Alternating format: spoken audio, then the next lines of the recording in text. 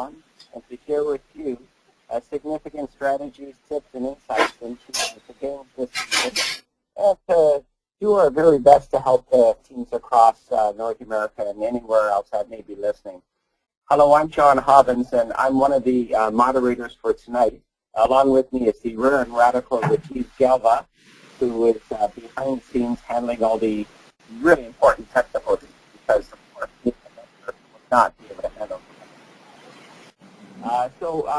throughout the night, you might hear from Rajiv as he helps to navigate the questions that you're all going to pose, and I surely encourage all of you to submit a lot of questions. Along with the extensive list of guest speakers tonight covering the topics of programming and electronics, he's no sloth. You may all know him, the scholarly and scientific Sagar. Covering timeline and progress throughout the timeline would be the thematic and thunderous Thuvishan. And not to be outdone by Thuvishan, but the gameplay itself would be covered by our play-by-play, who is the justifiable, judicious Jash J. Wow, that's a lot of J's. That's almost as many J's as A's in Cardiff Recipe. And to end off, we pass off or assist the inspection component to the kind-hearted and keen Kaushal capacity, and alongside him is the sane and savvy Sarah. Well, welcome everyone. It's a very exciting night again, and I'm going to perhaps here just sort of flip the screen so you can see the agenda tonight. It's quite a busy one, and we have less on there for you. And I'd like to begin by certainly welcoming everyone, and perhaps by starting off with a few questions. Yes, I said questions. These are skill testing questions.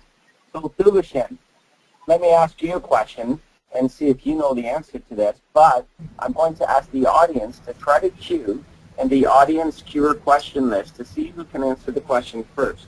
So audience, you should know that as soon as you type a question, it goes in order of whoever types it in first. So this is just kind of like Jeopardy, where we ask you a few questions. So let's just see what we've got here.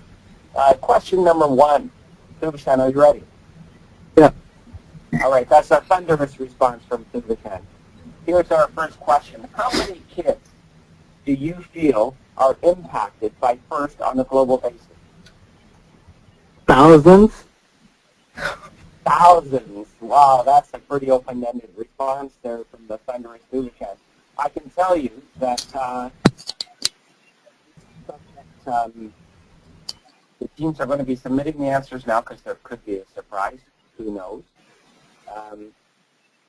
And you see that I'm getting a response from one of the teams out there saying that they can hardly understand me, so maybe I'm talking too quick. I'm not too sure. But I'll try to slow it down a bit if the enthusiasm is getting the better part of me.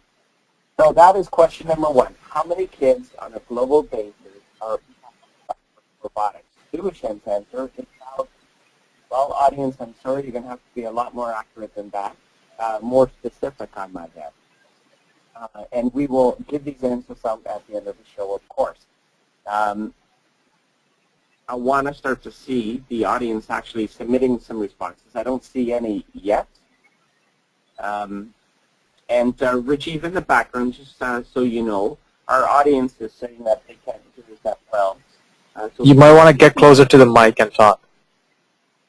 Oh, I see. Let me just double check here. I think I'm pretty close. I'm going to double check here and do this for a moment.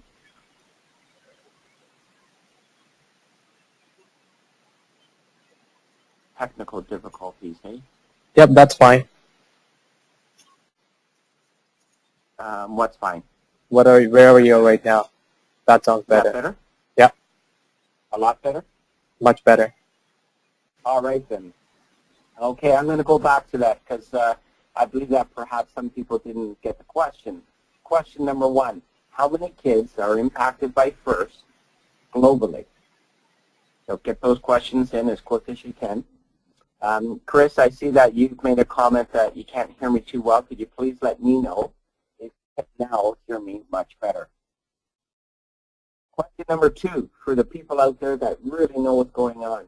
How many millions and millions of dollars in scholarships do first graduates have access to? How many millions of dollars in scholarships do first graduates have access to? Kaushal, how about you? Let's get you answering a question here. I think there's about $16 million in scholarships available to first students. Okay, you've heard it from Kaushal. I'm not going to comment. I'm going to let the audience submit their answers also, and then we will see how many of them are actually correct. And for the last question of 3 here, what is the name of the superstar, super smart mentor who left Team 1114 to start a new team called Team Dave? I'm going to bet Sarah knows the answer to that one. Sarah, how about you?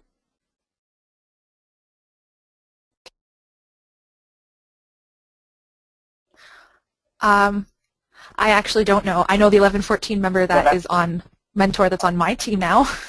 Okay, well that's actually great then, because we'll leave it up to the audience to get that one now. I'm just going to see here as we go on. I'm going to ask this of Jash J. Jash, I have a question for you. Can you tell me, it's actually a trick here. Jash, are you there? Yep. So what do you get when you take an Oreo bar and you pass it off to a friend? I don't know. Aerial assist. Oh, I got it. All right. All right. Okay, ladies and gentlemen, I think we need to get into the show.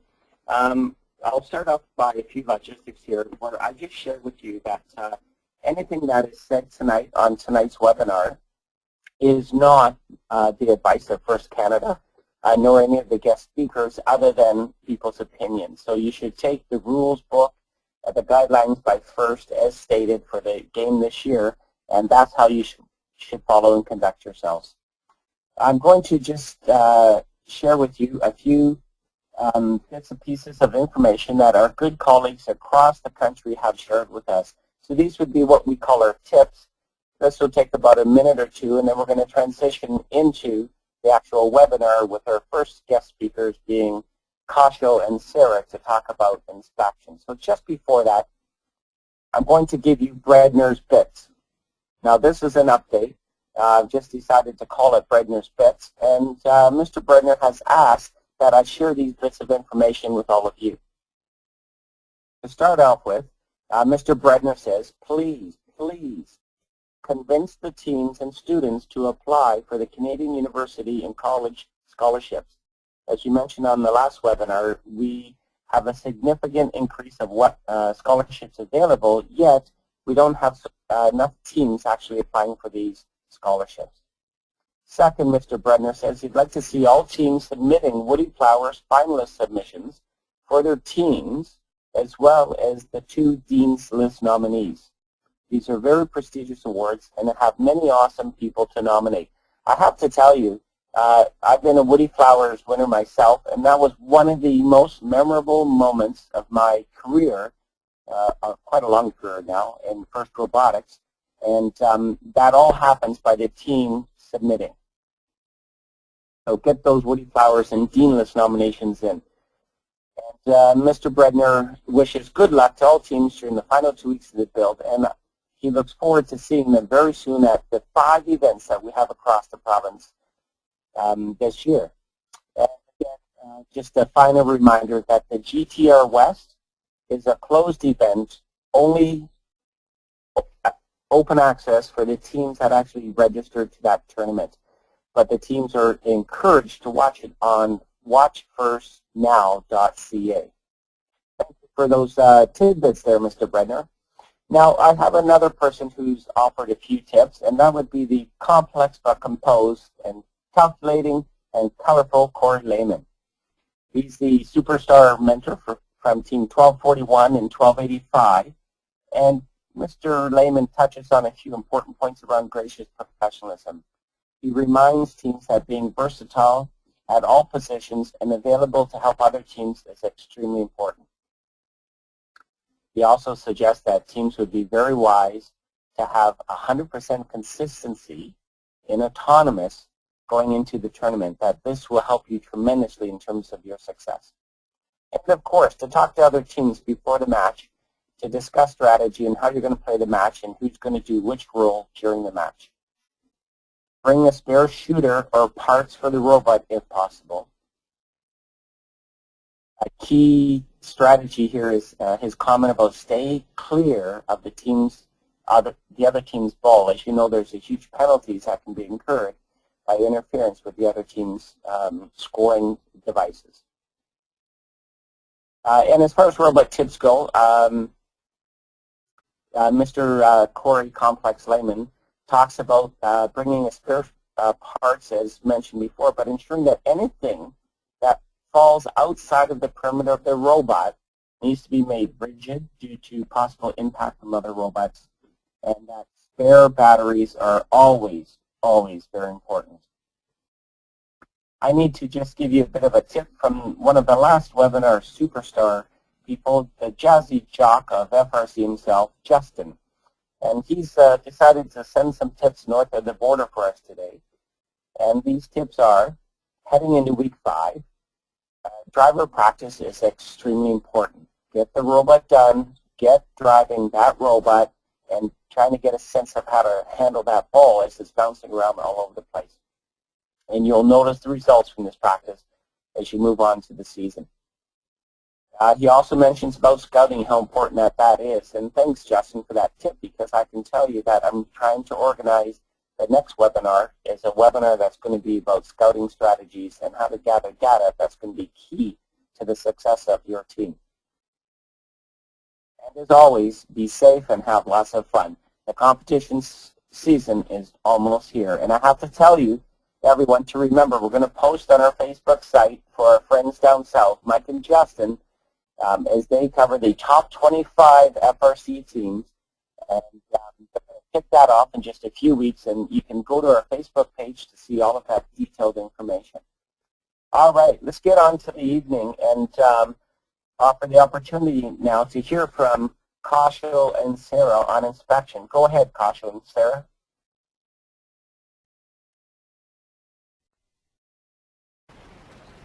Hi everyone, good evening. My name is Kaushal Katasi. I've been a FRC student for 3 years. I was on Team 1241 and now I am a mentor there.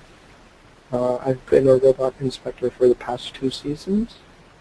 And so to start off, I would like to just remind everyone about the bag and tag procedure. I'm going to go in order from the end of build season to your first competition and for further competitions, what the process is. So on bag and tag day, which this year is Tuesday, the 18th of February, you will have to sign the robot lockup form. This form is available on the page of frc-manual.usfirst.org.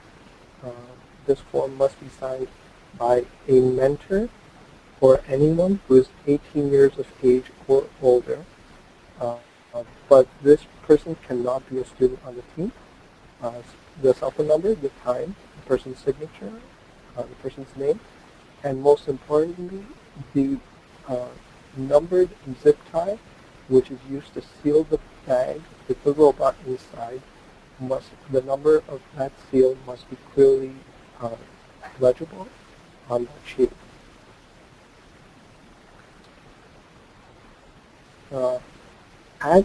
One of the most common problems that inspectors have at the event is teams forgetting to leave their bag and tag form when they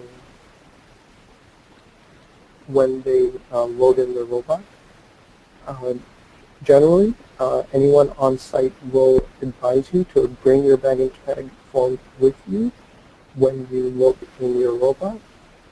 This is to ensure that the inspectors or the event personnel on hand can examine your bag for any damage. They can verify the bag and tag seal, check the numbers, and sign off on your sheet so you are ready to unbag as soon as you enter the pits on the Thursday or Friday morning of your event.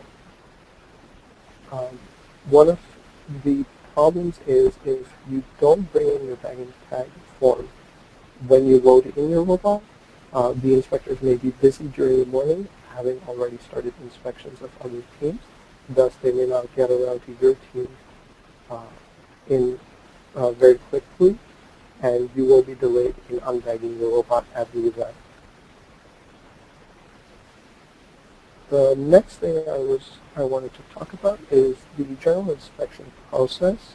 The process will begin on Thursday or Friday morning, depending on the event, and teams are requested generally to try and get the robot all inspected and signed off before noon of the first day of the event.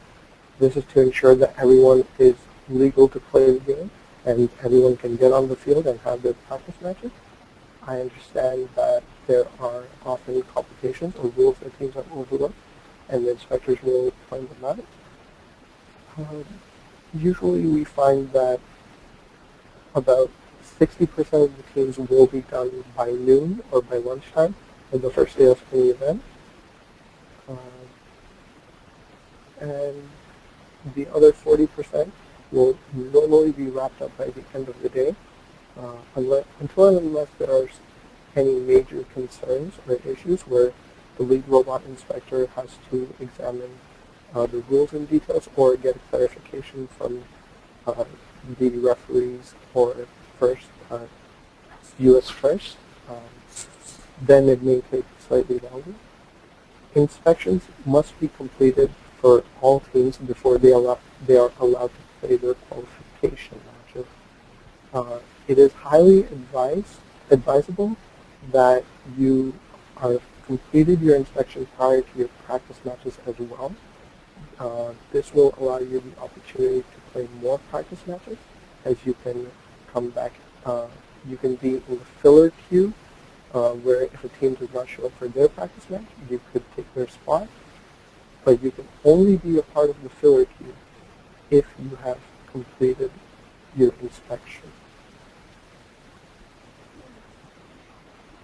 So, Kaushal, can I ask you a question then for teams? And obviously, the veteran teams are aware of this, but I believe there's a significant advantage for a team who's well organized and has cleared inspection early, where they could go back for repeat practice matches and gain a lot of experience on that first day on Friday and be perhaps far ahead. Would you agree with that? Yeah, on-field practice is generally preferred to practicing at home. At home or at your school, you may be familiar with the conditions. You may not have access to a full field. Getting out onto the actual competition field, it is a different environment. The lighting may be different. There may be drivers will always appreciate the time spent on the field because they'll get familiar. They may not realize certain limitations that they have. And it is always beneficial to get out onto the field as early as you can. Absolutely, and just to add to that, I want to make sure the audience is aware of this, that one of the big things that's going to help teams get ready and complete their inspection early, not just with the help of the terrific inspectors that we're going to have there, but also we're going to have FTS or first team support at all the events, and we'll have a significant number of these people wearing red ball caps and white lab coats that clearly distinguishes them as FTS, and their role is to assist inspectors and to go out and make sure that every team gets up and running as quick as possible. And that, of course, will go a long way to getting as many people out to those practice matches as possible. Go ahead, Kaushal. Additionally, the inspection checklist for the 2014 FRC season was just posted today. I advise every team to go through the checklist prior to bag and tag. It's a very simple checklist. It's relatively straightforward. One of the most pressing issues during inspection are bumpers. This is especially true for rookie teams. Veteran teams generally have a good handle on bumpers, but oftentimes even the veterans need a little bit of help fixing up their bumpers. As Mr. Hollivan said, the first technical support group will be available to help, as will the inspector or inspectors who are in need of extra assistance. The checklist covers is the exact same as what the inspectors use at every event. Currently, there are no revisions to the inspection checklist. One of the more pressing points in terms of bumpers is that they must be mounted in a sturdy fashion. The bumpers must be supported at every 8-inch interval along the frame, and the bumpers must have numbers which are 4 inches tall with a 1/2 inch thickness for each part of the number, and they must either be colored solid white or be outlined in white. Teams do not have to have 2 sets of bumpers, although many teams do prefer this. It just makes for easier, or not easier rather, sorry, but cleaner looking bumpers. Bumper covers are available from Andy Mark, I believe. And a second issue which generally comes up during inspection is the extension of mechanisms outside of the frame perimeter. This year, teams are allowed to extend 20 inches away from the frame perimeter in every direction, and when in the goalie zone, they may extend upward an infinite amount, but the mechanism that is extending upward must fit within a 6-inch cylinder above the robot. This 6-inch cylinder, as you can find in the game manual, does not change orientation. It is perpendicular to the top plane of the robot. So please be aware of this. Sarah, do you have any additional comments?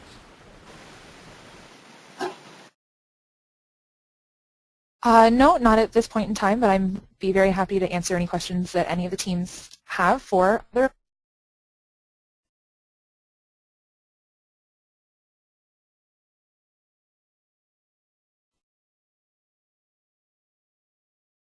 Rajiv, we seem to have lost Sarah. Yes, Sarah. Rajiv, while we're trying to get Sarah back up there, is it possible that you could pull up the... Can you not hear me? I know we lost you for a moment there, but I was wondering if Rajiv could pull up and show the audience. If he could get that up on his screen at some point, the new checklist that was posted today, and perhaps after we go to the next group speaking, we could then come back to the checklist, and that might have given Sarah and Kaushal time to get a sense for the audience, and maybe at the end of the show we'll have a few minutes left where they could point out points regarding that. Okay. All right, does that sound okay? Yep, I'll get it up right now. I think we need to shift over now. We're almost running out of time, so we're taking 5 minutes away from inspection from Kaushal and Sarah, but we'll get back to them later on with that checklist, which I think is a very important piece. Now we need to shift on to the timeline, and I think that timeline is the thunderous and... I think, we have a question about inspection, so if you could just clear this question and then move on to timeline. Thank you, Rajiv. Go ahead, Rajiv, and let the audience member ask that question. Okay. That question is from Hannah. I'll unmute Hannah right now. So Hannah, you can go ahead and talk.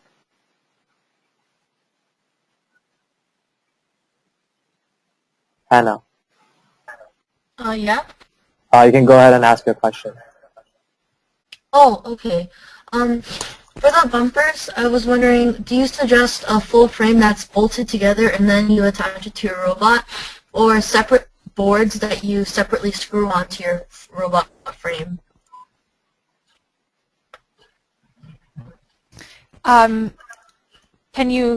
can hear me, I think. My suggestion would be, it actually depends on your robot. My team right now has, even though the bumpers go all the way around the robot, it's in 3 pieces, not 4, not 1. So it really depends on the layout of your robot and if you're taking off your bumpers or if you're going to be using a bumper cover. If you're going to be using a bumper cover, you're not going to be taking them on and off very often, so it actually makes it easy. Doesn't matter how many pieces you have. If you're going to be taking them on and off a lot, it might be easier to have only a couple pieces that come on to your robot and bolted onto your robot frame instead of 4, because then that's a lot more fasteners, a lot more people to get them on and off quickly.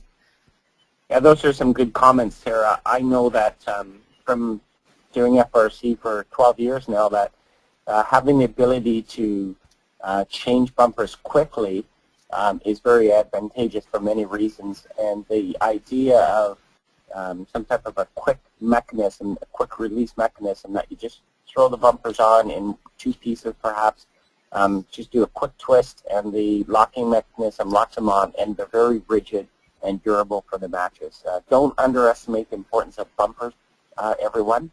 It really, truly is worth the extra effort that you put into it now to make sure that they're good for the robot. Hopefully that answers the audience member's question. Yeah, and I will... Yeah, go ahead, sorry. Sorry, John, I was just going to add to what you said about don't underestimate the importance of bumpers. I'd say that more than half of the teams that I see that only get partial inspections or don't complete inspection immediately is due to their bumpers. It's almost always a bumper issue that's stopping a team from completing inspection. So really make sure you really read those rules and make sure that you're following them. Yeah, Sarah, can I ask you, what would you say, you've already identified bumpers as being a major issue, but what would be perhaps 2 or 3 other major issues that you see all the time at these events that prohibits the team getting their robot passed an inspection? And I know that sometimes how terrible it is when it's 7 o'clock at night and the robot's still not passed. You're right.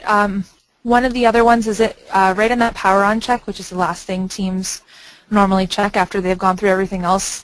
There's a lot of issues sometimes with the driver station and making sure it's the right, it's communicating correctly with the robot so we can check the firmware and all of that, as well as having it isolated, your robot, the electronics isolated from the frame. Very often I find a robot that isn't isolated, and it takes teams quite a long time to find that tiny spot. A lot of the time it is the camera that is causing the frame not to be isolated. So I would suggest checking that ahead of time if you can, prior to bagging, that your frame is isolated. I think that would be my top 2. And I guess the next one would be not being able to see all of the wiring and making sure that the fuses are the appropriate amperage and whatnot. I've had to have teams take apart half of their electrical board so that inspectors can actually see where all the wires are going to ensure that the appropriate wire sizes and fuses are in the right slots. So I think those would be my top 3 that I've seen. Yeah, and I remember as you're speaking, one of the things that comes to mind for me is the number of times that I see they put the on-off switch in an area that it's not easily able to get to, and of course that's not going to be allowed in robotics. You're absolutely correct. A lot of the teams are very familiar with their robot, and so they know, oh, this is obvious, but they have to think of it like a stranger coming up to the robot for the first time. The robot's going crazy, and they just need to turn it off, and it should be that obvious. So maybe they should have one of their parents come in, and if their parents can't find the switch within 2 seconds, they should probably change the spot. Yeah, excellent. Let me ask you a question about frame size. The amount of times that I see teams having to get hacksaws out because somehow they're well over that determined amount of the frame, and really there is just no way around that. Teams need to understand that whatever the rules are, that first is going to stick to that rules, and even if you're a millimeter over, you're not going to be allowed to play.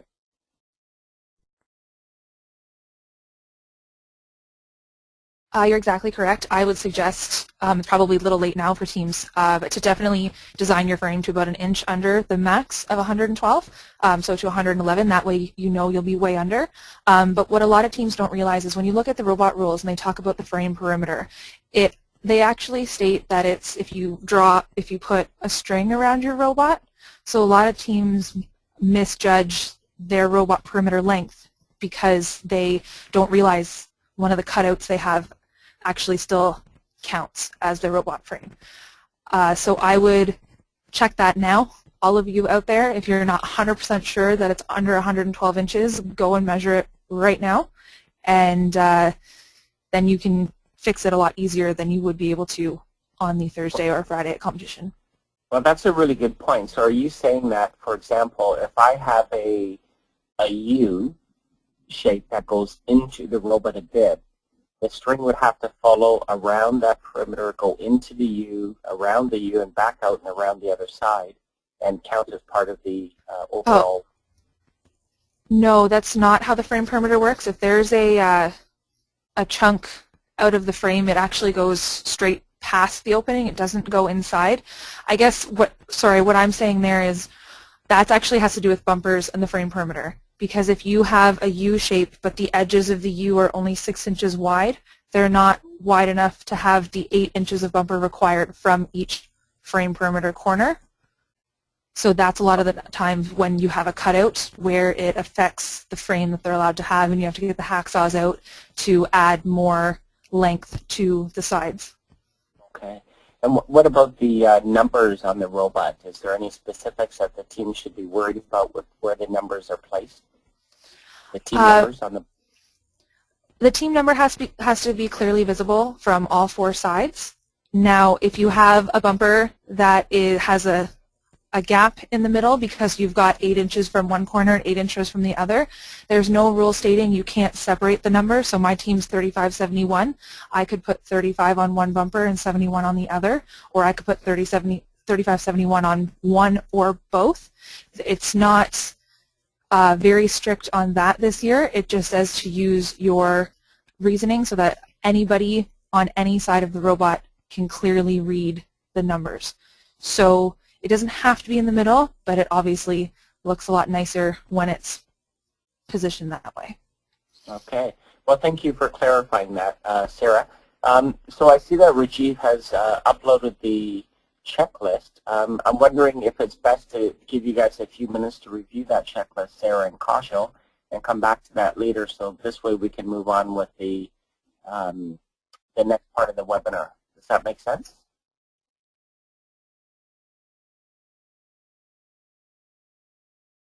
It doesn't matter. I have it in front of me, and it's for the most part the same as all the previous years, so it would only be the small changes from year to year that are really that different. I'm not sure about you, Kaushal. I'm assuming you've looked at it today.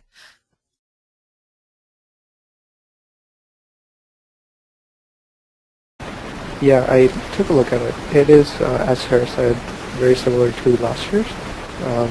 The only obvious changes now with extension outside of the frame perimeter.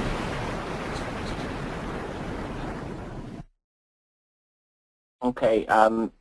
Let me just ask you, Sarah, one of the questions I hear from a lot of teams is, does the 20-inch rule mean 20 inches on each side, so it could be a total of 40 inches wider or longer? Or is it just 10 and 10, or a total of 20 maximum, or 20 on each side? What is the right answer? The correct answer was the first one. It's 20 inches in any direction. So I could open up on all 4 sides out 20 inches, but that's the most I can open up. And I can't go outside of that envelope anywhere on that field outside the 20 inches except in the the goaltending area if I was trying to defend against the shot and the goal. Is that correct? Or I could reach up high. That is, you can reach up high, correct. The frame, the 20 inches outside the perimeter, I guess, would be to the sides of the robot, and then in the defensive, in the goalie zone, that's going straight upwards from the robot, and it has to be within 6 inches of a vertical cylinder. So you would not be able to be outside the robot frame perimeter there, I don't think. Maybe you could come up with an ingenious way to do it, but I guess, yeah, you just have to be within the rule of the 6-inch vertical cylinder from above the 5 inches. So if it happened to be 20 inches outside the robot frame perimeter, but after 5 feet they were only within a 6-inch vertical cylinder, not angled in any way, then that would be fine. All right. Okay, great. Thank you. So I guess we move on now to the next part. We have another question. We have another question from Regine. Hannah. We have a question from Hannah. So, all right. Hannah, go ahead and ask your question. Hi. Sorry again. I just wanted to ask about the circuit board. I've heard a lot of things. Does it have to be accessible? Like, should you be able to, like, do we have to make it so that we can take out the fuses, or is it okay if it's covered? It's fine if it's covered. I would suggest, though, that you can allow the robot inspectors to see it. So if you're covered, you should make it clear so that the robot inspectors can see through it and see the fuses underneath, as well as all of the wires that are connected to it, to ensure that the correct gauge is with the correct fuse. Or if you're going to cover it with something that's opaque, I would suggest maybe having a hinge so that you can open it up, take a look for inspection, and then close it back up for any kind of protection during a match. Okay. Yes, thank you. Great, thanks, Hannah. And I'm guessing that the audience can now hear me loud and clear. I've been able to adjust the audio difficulty here, and it looks like the meter is saying that I am loud and clear. So I apologize about that. We're going to now shift over, I think, to the next segment of the webinar. Rajiv, you've moved the axe on now to the weekly timeline, and I believe that is going to be Thuvishan. Thuvishan, go ahead. And audience, please remember to keep posting questions, even if you want to ask more questions about inspection or any type of question, just please post them, and we will get to them before the night is out. Go ahead, Thuvishan. Hi everyone, my name is Thuvishan Rajagosiyam. I'm from First Team 1241 Series 6. I'm the Drive Coach and Design Mentor. I've been exposed to FIRST since 2005. Today I'd like to be talking about where you might be, or where you might try to aim to be during this point in time during the build season. I'd like to break it up into two parts, namely the rookies and the veterans. I'll start with the rookies. In an ideal situation, you would have wanted to finalize your working prototypes by now, and probably have started manufacturing a final version to be assembled and tested. As well, you'd want a working drive base by now, and it's okay if you don't, but make sure you always ask teams for help. It's a good idea to start creating the bumpers for your robots if you have not already done so, to ensure a smooth and successful inspection on Thursday for your first comp. As both Sarah and Kaushal mentioned, most rookie teams don't have proper regulation bumpers when they come to competition, and some don't have any at all. Just to name out a few. Yeah. Tush, and if I could just jump in there, and I'll start out by just asking you if you could just speak a little bit slower. Okay. It's I know for a rookie team it might be a little bit difficult to catch everything that you're saying. Okay. So thank you for that piece. But I'm just thinking, you know, you mentioned about bumpers and you mentioned about where you're at a specific time, and I know that you've got a lot more to say, but I want to just pause for a moment and encourage the rookie teams to know that we have FTS and we have what's called gracious professionalism in robotics, and regardless of the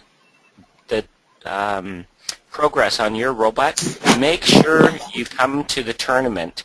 We will find a way to help you finish that robot to get you up and running. The goal is everybody plays this game. All right, go ahead, Thuvishan. Yeah, exactly. So as Mr. Hobbins mentioned, if you need help, ask. The team I'm currently on and many other first teams in Canada would love to help our fellow first teams out and we can't help if you don't ask. And that should not stop you from coming to the competition by any means. You should definitely come out, and we can. I've seen robots get built in one day at a competition. Just to continue on, it's also advised that you begin autonomous coding for the drive base at minimum if you don't already have one. As mentioned in previous webinars, we'd like to ensure that everyone is at a competitive level when they come to competitions, and at minimum having a moving drive that can move, let's say, 3 feet forward during autonomous helps the entire alliance. This up and coming week, some goals that you might want to focus on are having a heavy focus on the mechanism integration and ensuring everything abides by the rules as stated in the game manual. And in an ideal situation, you should try to aim to finish your robot by the 15th of February to ensure you keep a few days as buffer in case you need them. Are there any questions before I continue on for rookies? Nope. Okay. I'll move on to the veterans now, for those of you out there. In an ideal situation, you would have finalized your proven designs and be working towards integrating your final assemblies onto your robot. If you're very far along, you would have completed at least one robot by this point in time, instead of potentially testing and perfecting those mechanical functions. Autonomous coding for the primary movements should have already happened or could have possibly happened very soon. And if they have not already done so, it should happen for the rest of this week. Ideally, the goals for this week and for the upcoming week should be to continue to tune and refine everything, ensuring that everything is ready to go on Thursday morning so that you're ready to unbag and compete. At the end of the day, like Justin and everyone else has stated before, practice makes perfect. Make sure you get out there, practice, and having a legal robot ready on Thursday morning allows you for more practice time all throughout Thursday. The last final note I wanted to kind of make is just remember that you have 30 pounds of parts available, and please ensure you take advantage of that. Things do happen in the heat of the moment, and things can break, so having spare parts ensures success. One quote I like to live by is, luck favors those who are prepared. So ensuring that all the little details are planned out is the best action plan that you can have when coming to competitions. First is a big initiative, and it can get very stressful for teams, but we understand that it's hard on everyone, and we're here to help. So if there's any questions, I'd be willing to take them now. We have a question from Jason. So I'll unmute Jason, and then he can ask his question. Jason, go ahead. Jason, go ahead.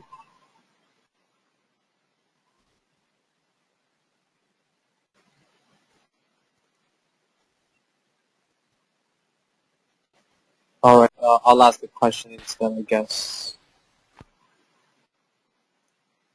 The question is regarding solenoid valves. Can one solenoid valve be used to actuate 2 pneumatic cylinders? Yes, that is possible. I've seen many teams do it in the past, and essentially you can have 2 pistons acting at the same time by going off the same solenoid. Just having T-split control both.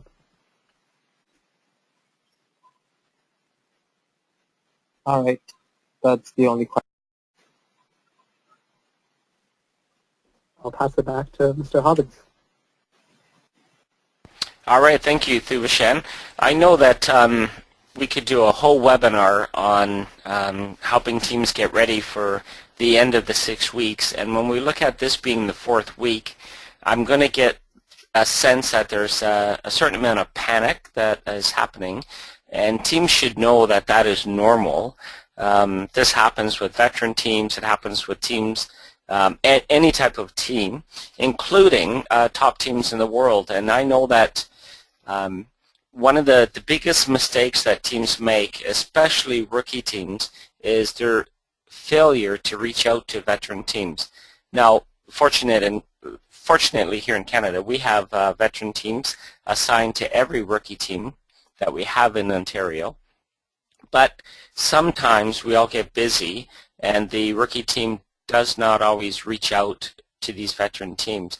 And I will say, and I'm going to be very candid, that sometimes I hear veteran teams tell me that they've called the school 3 times or so on and haven't been able to get in touch with the rookie team. So, Thuvishan, I know that teams like you, the other top teams that we have in the province, and not even just top teams, but people that have a lot of gracious professionalism and want to help teams. Now, I know that your team, 1241, 1285, 1114, a lot of these other superstar teams, 907, 1310, 188, 610, they all would be willing to help people. So the point that I'm trying to make is, together we want to encourage everyone to contact somebody that can help them, especially their mentor team. Now, at the end of the show, we're going to provide emails and names of a lot of people that the FIRST community could contact if they have a specific problem.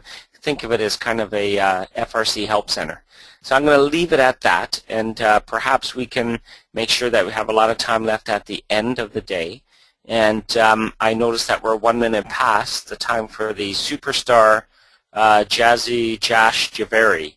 So Jash, how about you? Are you ready to go and to share some of your insights about the gameplay and what you've discussed or collaborated with your team and other teams that perhaps you could share with these teams that are out there today?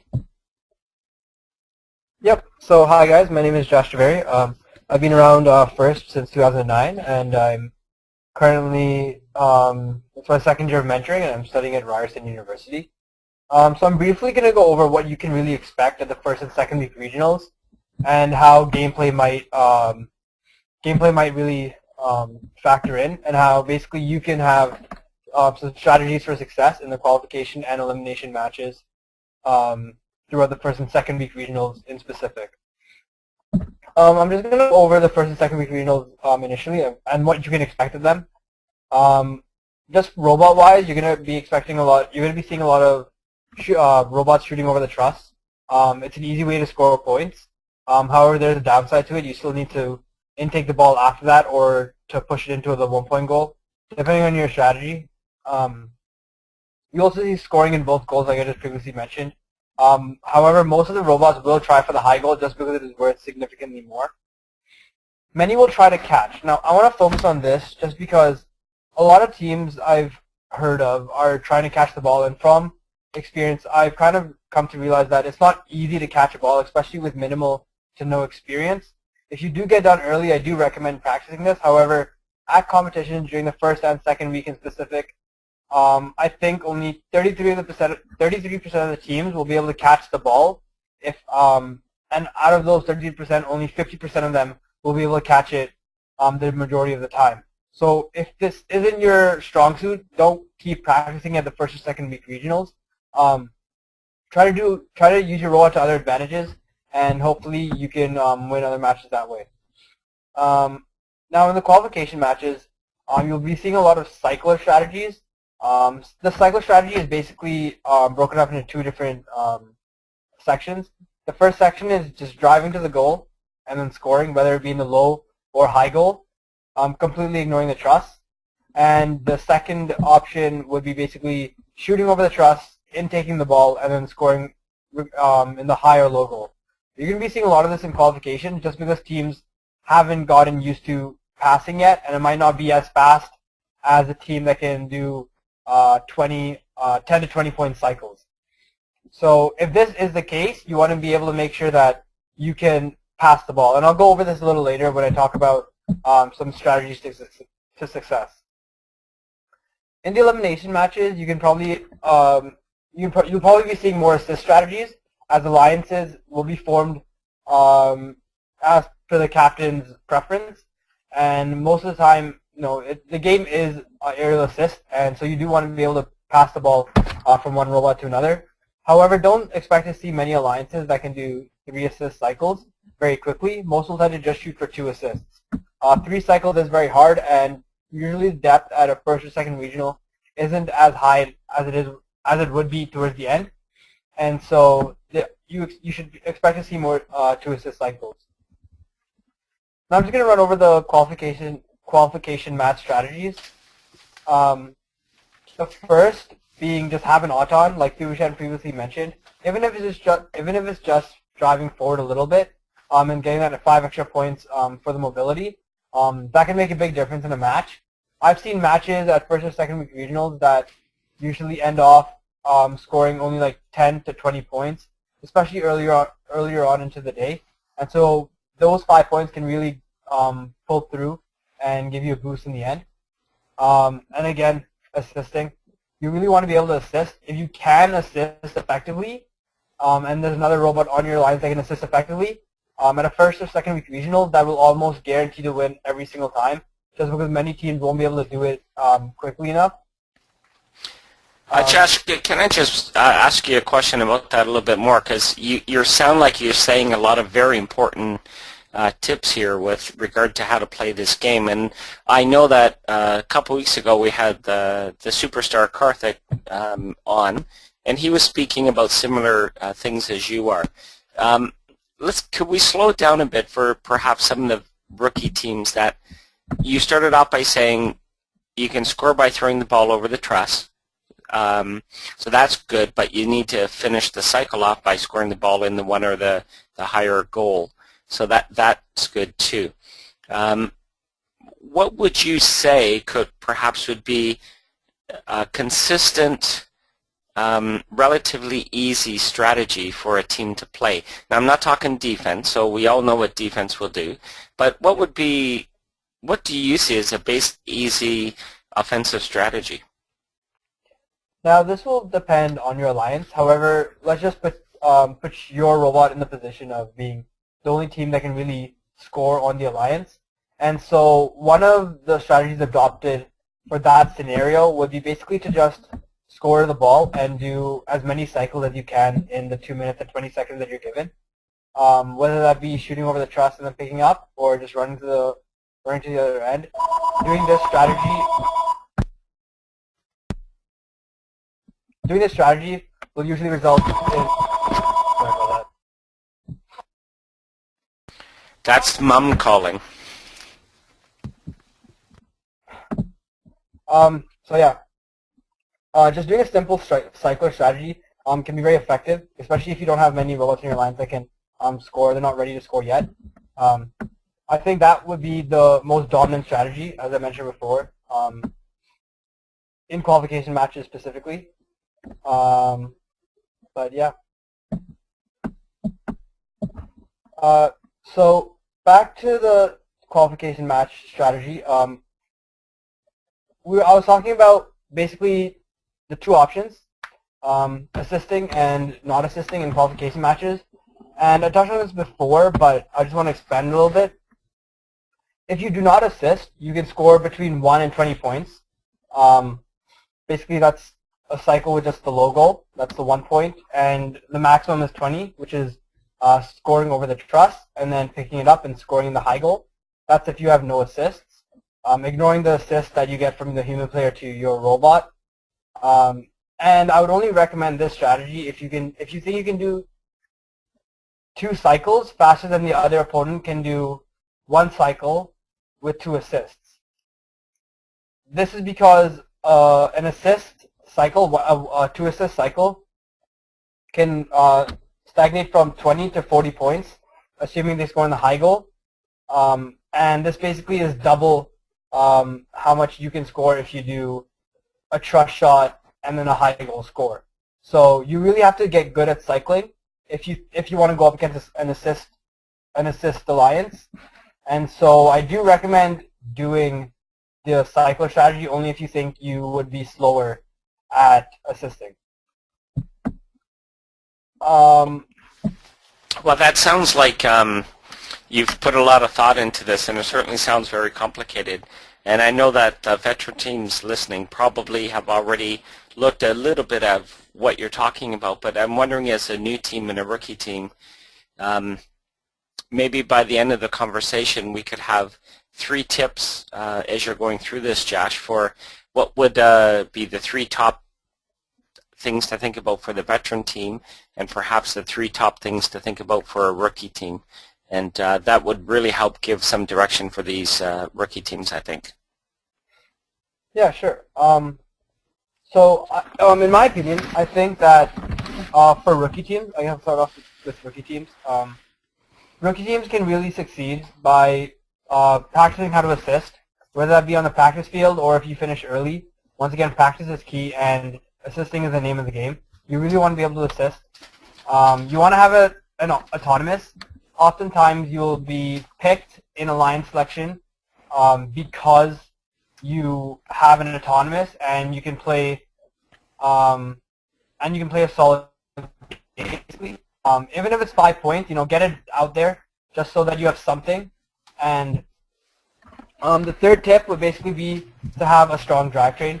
A lot of the rookie teams have the kit of parts drivetrain, and I strongly recommend this. It's simple, it's easy, and it gets you going quickly. At the quick build, I believe, Mr. Hobbins, correct me if I'm wrong, but I think there was around 10 drivetrains running by the end of the night, and that was a huge boost. Yeah, you're right, Josh. Every team was running by the end of the night. Yeah, so that's amazing to hear, and as we all know, the kit of parts drivetrain is very durable and strong, and if you have that chassis, for sure, you do have a strong chance of having a very durable drivetrain. And for veteran teams, really, you want to basically focus on assisting again, just like the rookie teams. I wouldn't recommend the cycler strategy in elimination matches, because most of the time it will not win you the match, just because two decent assists, basically an alliance that can assist, say in 30 seconds, will probably be faster than a team that can do 2 cycles. And this all depends on the robot, of course, but you want to be able to make sure that you can assist, and I can't really highlight that enough. That is the name of the game, and you can score a massive amount of points by assisting. You do also probably want to have, for veteran teams, either to throw over the truss or catch the ball after it's thrown. This can give you 10 extra points on your cycles, whether it be with assist or not. And sometimes when you don't have the strongest alliance in terms of assisting, this is sort of what you'll have to lean towards to. And third, and of course not least, autonomous. Autonomous, if you can score extremely on the faster end of the scale, then autonomous probably isn't a key factor that you're looking at. However, when you're playing high-paced matches, you will want to have that autonomous to give you that extra boost before the teleoperated period starts. Whether that be scoring the hot goal or not, it is a massive advantage. It's basically 1 extra cycle, assuming you don't assist. And yeah, I mean, that's basically it. It's pretty simple, especially for the first and second week. And I know from what I've seen before in, Ontario specifically, that a lot of teams come out really strong at the first and second week regionals. And I mean, last year, even at GTR East, which was the first week regional last year, I believe, or second week, teams that were picked second, like on the 4th and 5th alliance, were scoring, and it was pretty impressive to see 3 robots scoring in comparison to 2, and hopefully we can see that again this year, but with assists. Excellent. Do you have any questions for Jash, Rajiv? We don't have any questions yet. Actually, we just got a question. That question is from Daniel. So we'll unmute Daniel, and then he can ask the question. Daniel, go ahead.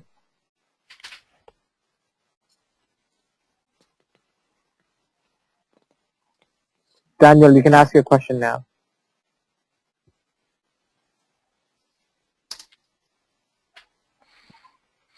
Okay. While we're waiting for Daniel, Rajiv. He doesn't have a mic, so I'll just read out the question. All right, go ahead. Has anyone wondered about assisting during a tournament? That has been brought up. However, with the 10 seconds that you have, it is possible. However, it wouldn't be really considered an assist, considering it has to go from your robot to another robot, and then they'd have to score that. I wouldn't suggest it. just because you would have to, first that robot would have to score their own ball, and then the other robot would have to basically pass it to the other, and then they would have to score in order for it to qualify as an assist. I'm not sure, actually, I'd have to double check the rules, but I'm not sure if you can assist in autonomous specifically. However, if you can, it would probably take longer than 10 seconds. Unless you find a really innovative way to do it, which I strongly recommend. If you can do it, why not? But not that I know of, I don't think many teams will be doing that. Some teams, however, will be doing double ball autonomous, and we believe that it is possible, just like last year how teams had the 5 or 7 disc autonomous. It is an option that some teams that are probably a little bit more ahead will try and do. Good tip there, Josh. Can I ask you a question? What do you think about teams that are planning to just play defense? Yeah, what are your thoughts around that? If you are planning on playing defense, which will probably happen to most teams at some point, especially if it's a first or second week regional, you just want to be really careful. You don't want to interact with the opponent's ball on purpose. You can get severely penalties for these interferences. And basically what they're trying to do with this year's game is increase the teamwork aspect of it and get all the robots involved. And so when you are playing defense, you have to be extremely careful.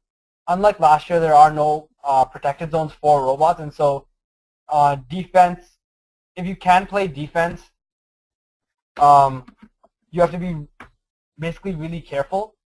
You won't get penalized for hitting a robot in a specific zone. However, you will get penalized for touching their ball in specific, and that can get a little bit messy, and so I'd kind of stay away from that. However, if they're, they have them tracking and going from one side of the field to the other, for sure, like, go for it and try and block them. Can I quickly cut in? Thuvishan? Yep. Yeah, I just wanted to just address Daniel's direct question again. Just for clarity, the balls in play during autonomous are not part of a cycle, and only balls in play as part of a cycle are eligible to receive the assist bonus. So it wouldn't count as an assist during auto. Yeah. So basically, assists only count for a ball that starts off the pedestal. So that would imply that it's only in the teleop. Excellent. Well, thank you, Josh. I'm sure there's going to be many more questions pop up throughout the rest of the evening. We need to perhaps move on to the electronics and programming portion. I know that we have a very experienced mentor here to help out with that.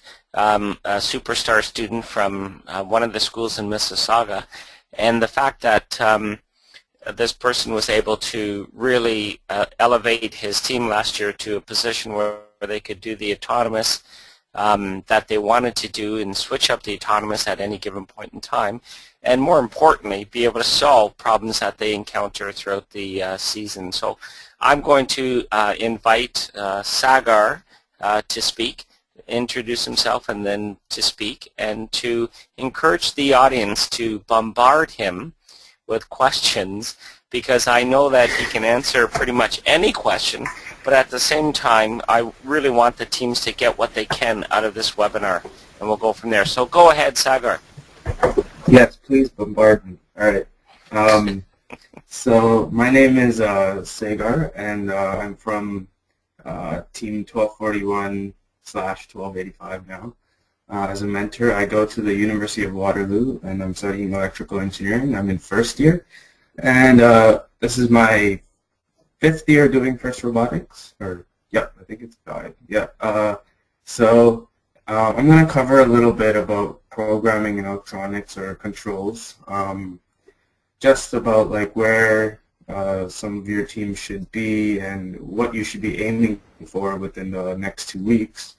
So I want to just start off by talking about batteries. So when you finish up build season, you're going to be going to competitions, and at competitions you'll see that you'll be running through a lot of batteries because a lot of your matches might be back-to-back, and you'll want to go on the practice field to test your robot and etc. stuff like that. So I know in the kit of parts for rookie teams, I think you get 2 batteries or 3 batteries. But I'd recommend to bump that count up to 6, 7, 8. That's a good number. I know this year at some regionals, the number of matches has increased, so it's important to get that number up, I think. And also, I wanted to say how to keep your batteries in good condition. Assign one person that's in charge of batteries at competitions and even at home, just so that they know which batteries have been used a lot. And I even recommend keeping an active log, just so that you know which ones have been used a lot, which ones have been draining quickly, and because this is these power your robots, so you want them to be in the best condition. And also regarding batteries, if you haven't already, try and finalize the placement of your battery on your robot. I know some teams, just zip tie them on to get running quickly, but you should maybe make a battery holder, anything out of wood, just to secure it, and you don't want it to dislodge during a match or something. So that's Sagar, if I could just check in here with that point about the batteries and so on. I know a lot of teams feel that batteries, wow, I've got so many more other problems to worry about than batteries, but the point that I always try to make is you could have the best perfect robot in the world, but if you mess up with the battery, you put a dead battery in, you're done. It's all over. And that key role of that person in charge of the battery is probably, if you had less than a handful of people that you could count as the main people on a team, one of those handfuls will be the battery person. Yep, battery boy or the battery girl, just get one of them. So that's my little spiel on batteries. So now moving on to just wiring quickly. I know a lot of teams have put together boards and to quickly get up and running, and they're probably left them as is from what they were in the beginning. And I'd encourage teams to just go back and kind of clean up wiring, organize it, zip tie it to your frame, or use little sticky feet and organize them, just because when you get to competitions, there's going to be lots of robot collisions, lots of bumping around, it's a huge ball, and you want your electronics board to be very secure. And I find at competition some of the biggest hassles are actually just tracing wiring and trying to figure out what the issue is. And if things are organized, it's much easier to do so. So it's just to go back and, just organize it so that you know where everything is going and you can quickly troubleshoot. Because, controls, when things don't work on the robot, it isn't always programming or it isn't always mechanical. It's sometimes electrical as well, or many times actually. So you want that stuff to be very clean. And also, I remember earlier on in this webcast, there was a point in the inspection about live frames and like grounding issues with the robot.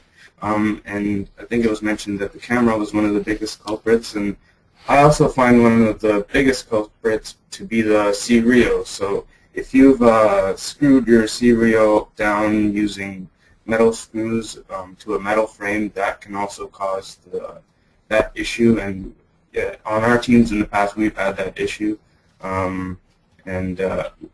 Because the C-reel frame is actually also made out of metal, we usually electrical tape the whole thing just so it's isolated, and also use nylon screws as well, so just so that it's totally isolated.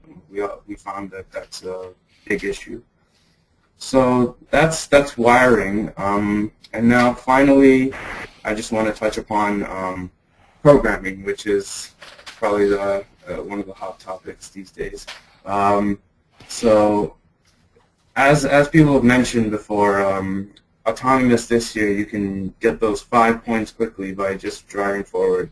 So I encourage all teams to, seek out help in getting this done, or if you know it already, that's great. You should test it out, and get that out of the way as your first goal before you even try and shoot an autonomous. Just try and do the drive forward. We're on Team 1241, 1285. We're here to help, and if you have any local teams, local veteran teams, or anyone that just is able to help you get that going, I would definitely recommend that as a priority at this stage. And another little thing about autonomous programming, so for teams that are wanting to do a little more complicated sequences and things like that, the first thing I'd recommend is to kind of describe your end goal in plain English before you even start programming. I know a lot of times we just delve into it and try and lay everything out and then test it all at once, and nothing really works properly. So I encourage teams to go step by step. Lay it out in English. Like, for example, I want to shoot the big ball into the high gold, and I want to drive forward for 3 seconds, and then go into more detail. Like, I want to retract my piston, which will cause the launcher to launch the ball, then I want to drive forward for 3 seconds, things like that. And I think this kind of organization really helps when you're trying to troubleshoot your code as well. And also, in this 5th week now, I think, 5th week, if you're thinking of adding some sensors to your robot, that might be a good idea. Even some simple ones like limit switches to tell you when the ball is present in the robot, or a light sensor that detects the ball, for example. Anything to give you some feedback is great, and if you're more ambitious, encoders to measure your distance that your drive is moved, or a gyro to maintain heading, stuff like that. But you don't need to get very, very complicated, especially rookie teams, but adding something will definitely help. And in the end, keep things simple, and the longest, most convoluted code isn't always the best. And yeah, that's my little spiel on autonomous programming. And if there's any questions now, specifically with controls or programming, I'd be happy to answer them.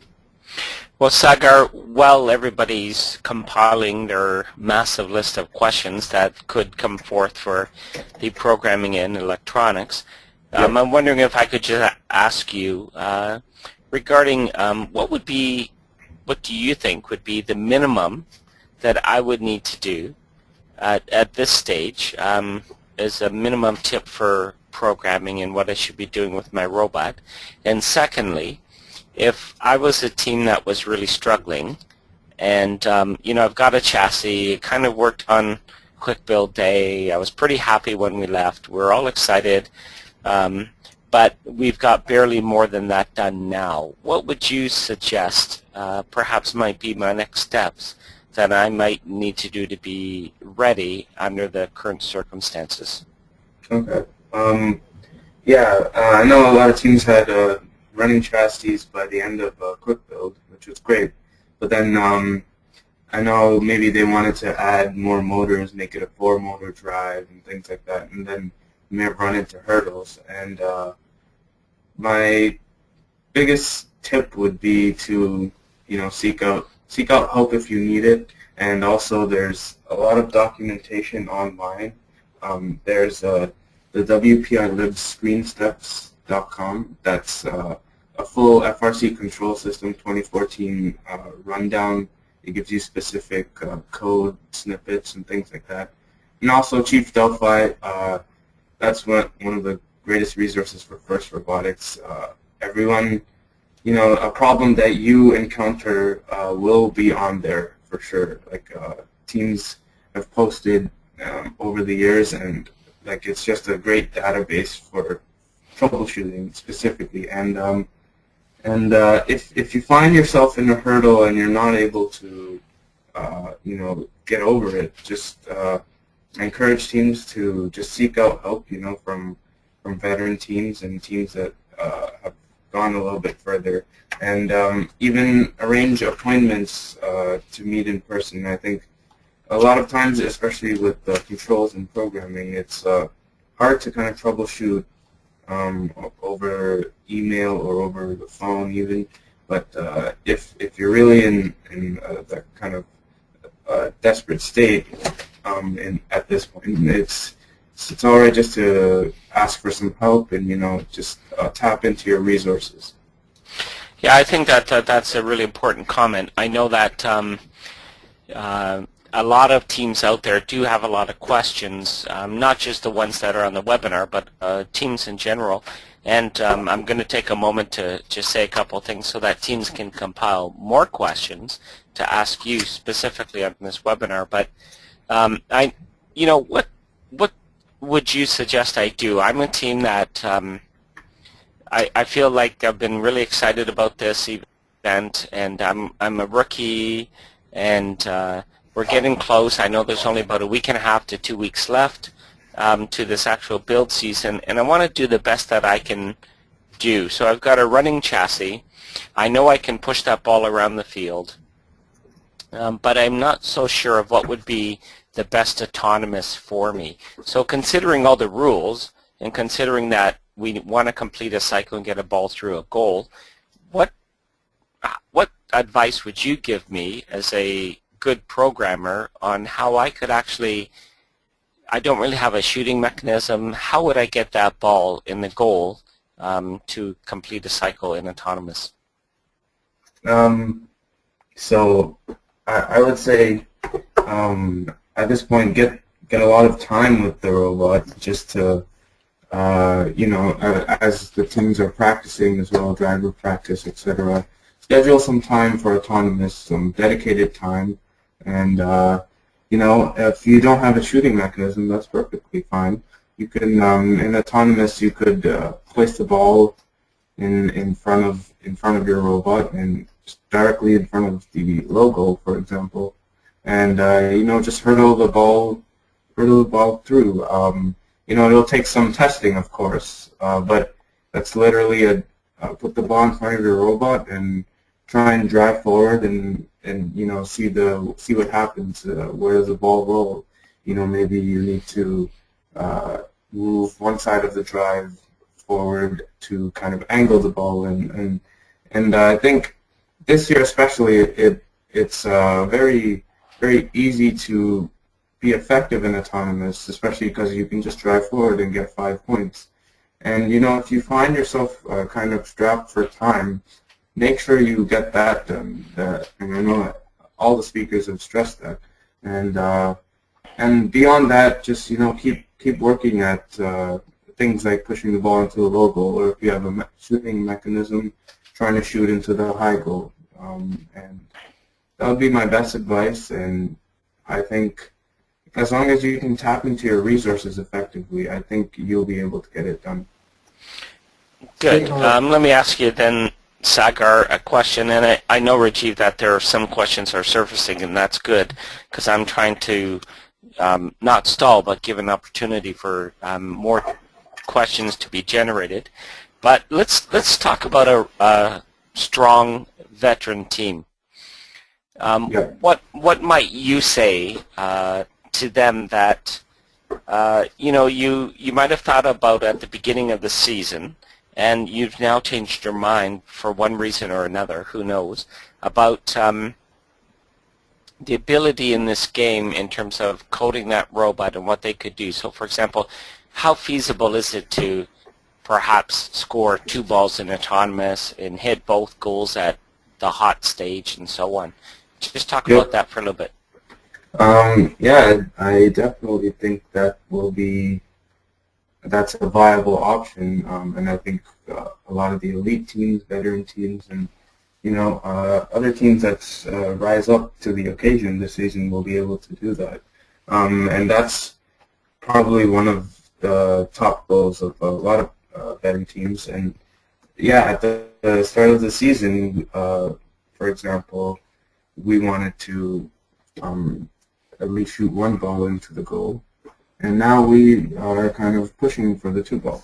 So I think this year, of course, since the targets are random, you'll definitely need to do that vision tracking to track which target is hot, and then depending on that, score into the high goal, for example. And I think the two-ball autonomous will be kind of bottlenecked by how fast your mechanism is able to repeatedly score. So yeah, so, and let me ask you a question about that. I'm going to put you on a spot because I do like to do this in these webinars where I get the experts, I corner them a bit, and I ask them a difficult question. So let me ask you what you think about this. So this is me, not you, right?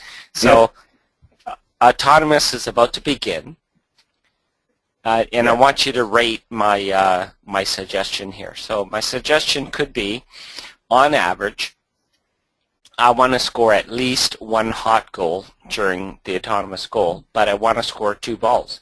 So I'm going to aim at one target, and I'm going to try to shoot the first ball at the 4th second, and the second ball, say, at the 7th second into the same goal, knowing for sure I'm going to get one hot goal. Yep. How viable is that? Yeah. I think that's a really good point, and that is very possible, very doable. I think doesn't require any vision tracking, and it's just you shoot your first ball, and you go pick up the second ball and shoot it at the same goal. And I think as long as you're able to get that first ball off quick enough, you're guaranteed at least one hot goal, and then another ball. So that's the added points, and I think that's a great 2-ball autonomous, and I think we'll see a lot of that autonomous. And then a step up from that would be the 2 hot goals. Excellent, thank you. So Rajiv, go ahead. Do we have a list of questions that we could perhaps put forth to Sagar? We have a couple of questions from Daniel, and there's no microphone, so I'll just read them out. How did you choose the autonomous mode from the computer? Okay, so last year our team used Java, so we used the Smart Dashboard that was provided, and we basically, so this will get into some of the technical stuff, but we used what's called the Sendable Chooser class, which allows you to write in all your different auton sequences, and then this will display on the Smart Dashboard with some radio buttons, which you can then use to select whichever autonomous that you want. And if you're using LabVIEW, I think there's also another equivalent kind of VI or class that you can use, but I'm not too sure of the LabVIEW version, and I encourage teams, if they need help on doing that, to contact me as well.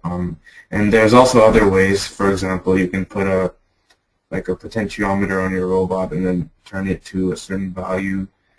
We used to do that back in the day, like 2-3 years ago, I think. And then you can also use the driver station LCD and your controller, so for example your joystick, and then while you're in disabled mode you can press a button and it'll run to the next autonomous mode. So there's a couple of different options, and once again, if you email me or stuff like that, I can help you out. There's another question from Daniel. So, yep. To do a 2-ball autonomous, where does the second ball come from? So that's a good question. So so your first ball will be in your robot and you will score it. The second ball will have to be touching the bumper or any part of the other robot on your alliance. So it can be placed anywhere, but it has to be touching the other robot. And if like Thuvishan or someone else that wants to add to that, they can as well. Yeah, I was just going to, I'm writing down a question here once you finish your response, Sagar, and I was going to pose it to Thuvishan and Jash and ask them, what do you anticipate you would be directing your team to do when one of your alliance partners misses autonomous, or you do, and there's a ball or two balls on the floor? What's the next step after autonomous? The next step would be to score those balls because, yep, or is Duke going to answer? Yeah. No, go for it. Josh, yeah, go for it. Okay. Essentially what would happen is, the alliance partner that has, I guess, the highest scoring percentage or highest accuracy of scoring the 10-point goal would pick up those balls and fire them in. Or the quickest way is, if you're really stretched for time and you really want to get those cycles started, quickly push them into the 1-point goal. And actually, in order to get the ball from the pedestal to start your other cycles, you have to first score the ball from autonomous, and so you really have to you'd have to do that before starting your other cycle. So if, say, that team missed, then one team can go back to the human player to get the ball while the other team scores it. That way it just quickens cycle time. So let me ask you then, to any of you, and this is important for any team to know, what would be the number one, perhaps, quality or ability in a team that you would want when you're selecting somebody for an alliance partner for the finals or the elimination matches? Definitely, probably without question, being able to assist as fast as possible. You can score a lot of points if you can assist. And I guess the second criteria to that would be to basically either score over the truss, to shoot it over the truss and have an autonomous. But first and foremost, definitely assisting. So even a weak autonomous would be, but somebody who could catch from the truss would be perhaps more important than the autonomous person, are you saying? Oh, definitely. Just because you get at least, if only 2 teams can assist in a match, then you get 10 points per cycle for the assist. And whereas in autonomous, you can only get a maximum of 25 points per team. And the odds are, if you're in the elimination matches, you're going to score more than 3 cycles with an assist, and that's 30 points already. Except that all 3 balls would have to, in autonomous, would have to be scored before a cycle can start? Yes. You actually have the option of not even putting the ball in play. And so if you feel like your partners cannot score the ball, you can just leave them out of play. And, you can either score your ball, you can leave that out as well, and then just go right into the teleoperated period. All right. These are some very valuable tips. Rajiv, how are we with questions? We have a question from Brad. So that I'll just unmute Brad, and then he can ask a question. Go ahead, Brad. Hello? Yep, we can hear you. Okay. Yeah, we're just wondering about the, with the ability to raise a blocker up within that 6-inch cylinder. Do we have to be entirely in the goal zone? It wasn't really clear in the rule book. I know during autonomous mode we're supposed to be entirely in the goal zone, but during regular play, what if we're, robot wheels hanging out of the goal zone? Can we still extend a blocking mechanism up? Kaushal, correct me if I'm wrong, but I believe that if you do plan on playing in the goal zone, you have to start in the goal zone, and that would imply that you would remain in the goal zone. If this is the case, that means you would basically have to be, have the opportunity to raise your 6-inch blocker at that point, and you wouldn't be able to leave. So there's really no halfway in the scenario. So, Josh, what designates, though, being in the goal zone? And I would suspect, and I'm not sure I'm right, but that all the wheels would have to be within the zone, not one hanging out of the zone. Yes, I would assume that. Kaushal, yeah. Just to clarify, you can start anywhere in the match to be the goalie. Once you enter the goalie zone, you're considered in the goalie zone, provided all of your wheels are in contact with the carpet inside the zone. So if you have bumpers or your frame outside of the zone, that is allowed, but your wheels must only be in contact inside the goalie zone, and at that point, you can extend upward. And that kind of makes sense. It sounds like that if you're in the zone, you have to physically be in the zone. 100%. Yeah. Are there any more questions there, Rajiv? No more questions at this time. Okay, I have a question for perhaps Thuvishan and Jash, or anybody else that wants to add in or chime in on this.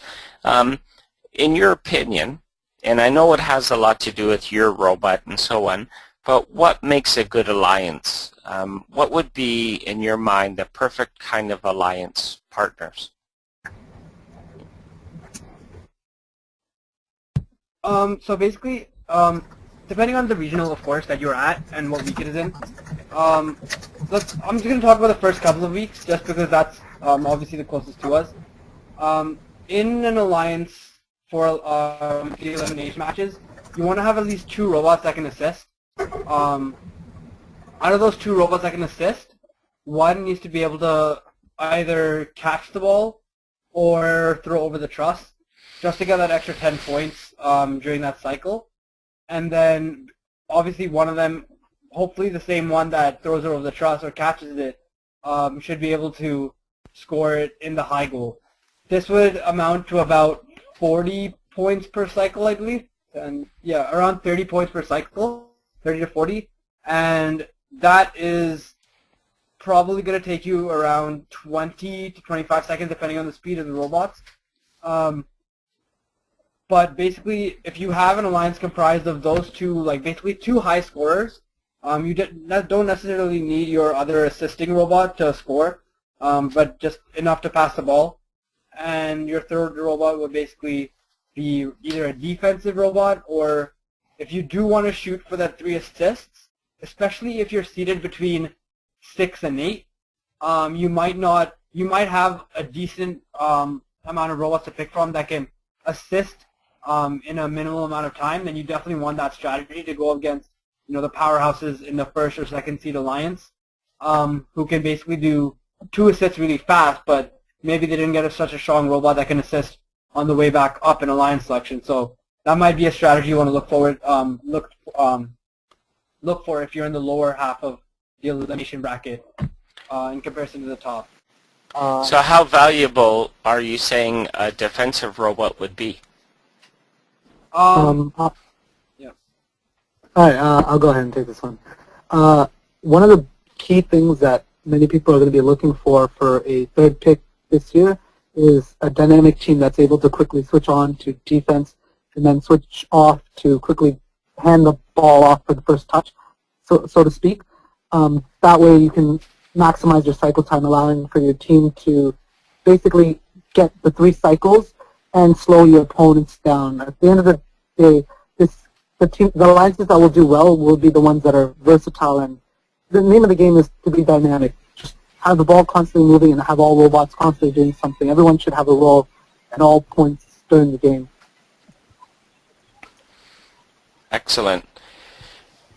So go ahead. Daniel's internet crashed when we were answering his last question, so he's asking if you could repeat the answer for the last question. So the question would be, to do a 2-ball autonomous, where does the second ball come from? I can take that one. Essentially, for the 2-ball auto, a team on your alliance would have to give up their ball and essentially not shoot that ball. Or if you were to happen to have a goalie on your alliance that was starting in your alliance goalie zone, you can now place that ball, the second ball, anywhere else that you want. and pre-position it, preferably in front of you or somewhere close to you so that your auto can pick it up and shoot it.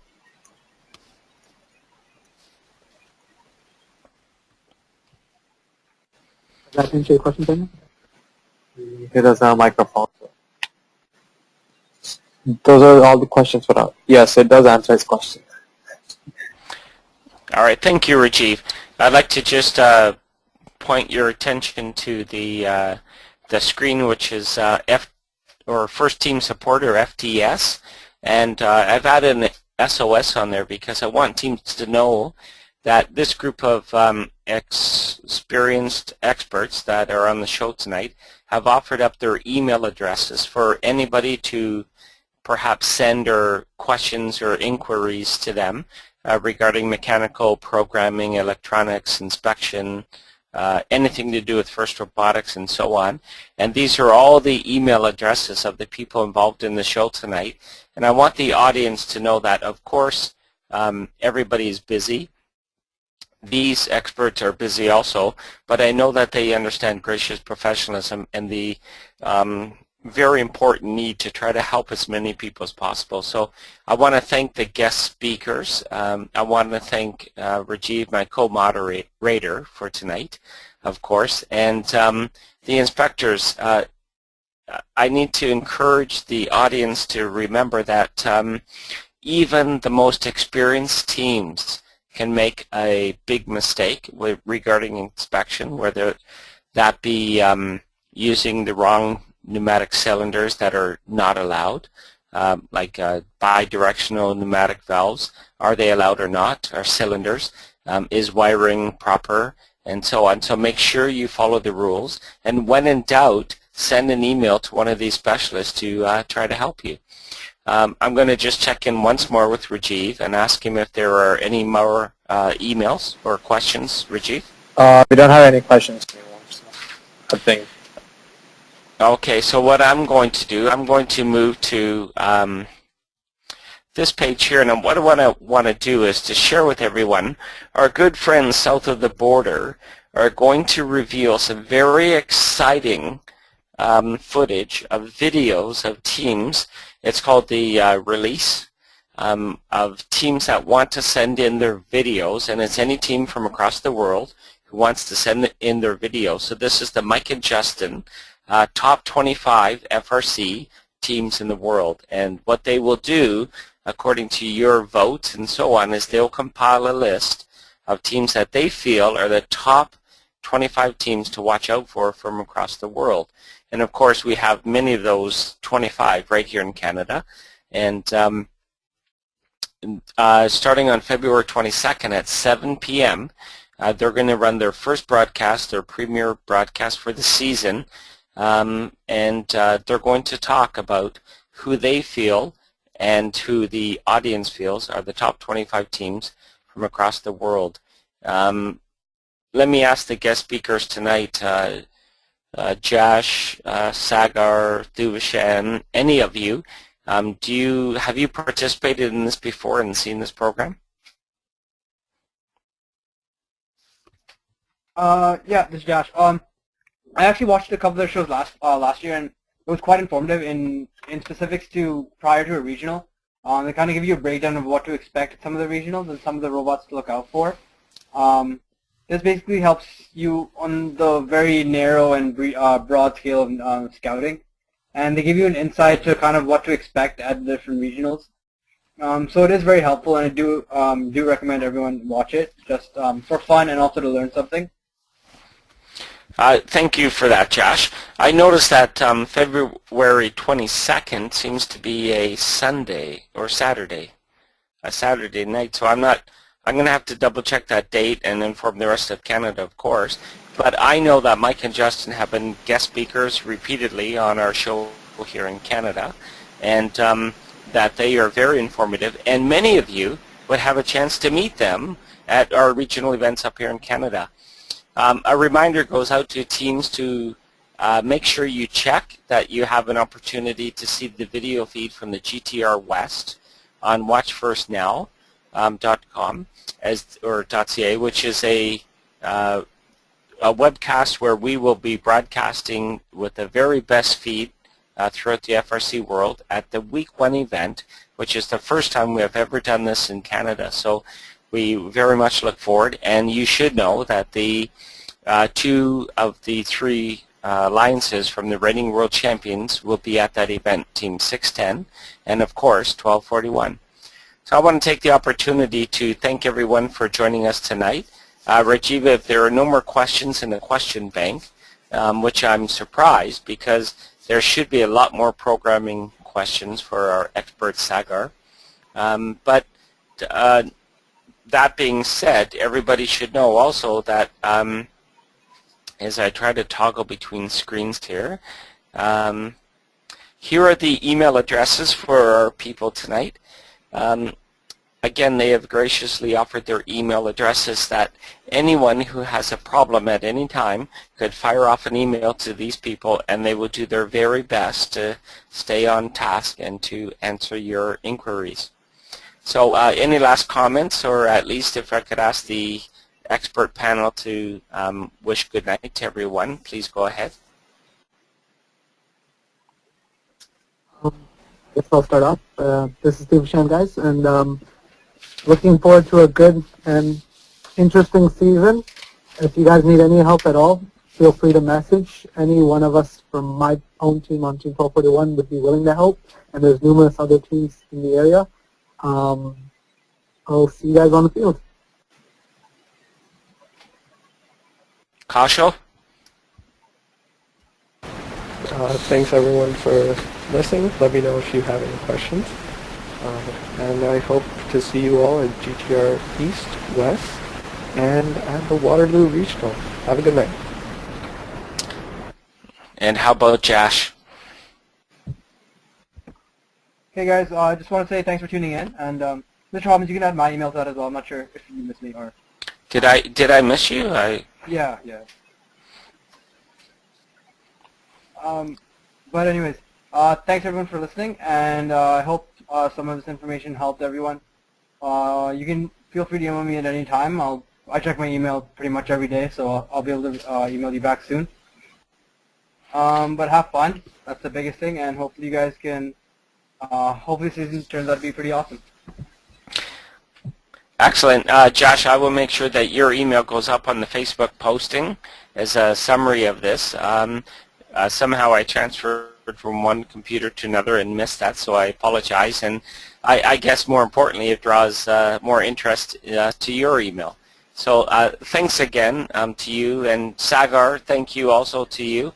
I know that all of you are working very hard with your teams, and you're doing what you can to help the teams across Ontario and Canada and perhaps internationally. So take care, everyone. Thank you very much. You'll be hearing from me shortly.